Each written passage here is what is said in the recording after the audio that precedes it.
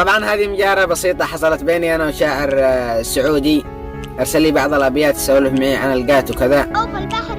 المهم قال فيها: يا ابن اليمن لك في سلامي محمل، يا ابن العزيمة والثقة والإسرة، جهز هجوسك يا اليماني وقبل نبغى نسولف أو نبادل الأفكار.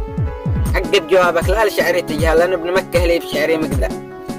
وأنا عقبت على وردت قلت: يا مرحبا ترحيب باللي أرسل أبيات شعره جاي يدور أفكار. أمر اليماني هاجسه ما يفشل، أصلا يمنا كل أبوها شعاع، دايم هواجسنا مجهز تشعل، والسالفة تحكي يقول يا مغوى.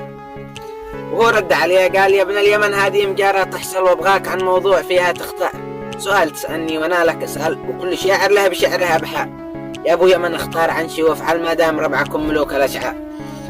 وانا اخترت ورديت عليه قلت: ابشر ورأيي يا ابن مكة والحل، ان شعب احبه وافتخر به افخاء، بالشعر عن شعبي وربعي تسأل، وانا اجاوب عن خطايا واسرار. وهو سألني ورد عليه قال: طيب سؤالي يا اليماني اسهل، عن شيء ابهر بالاوادم ابهاء، القاذ ذي نزل بشعبك اسفل، يا ابو يمن ليش تاكلون الاشجار؟ وانا عقبت على قلت: بجاوبك بس انتبه لا تزعل، ما عاد شعبي يلفتوا للاعماء، والله لو تطعم غصونها بل تحس انك قد وصلت لقمة.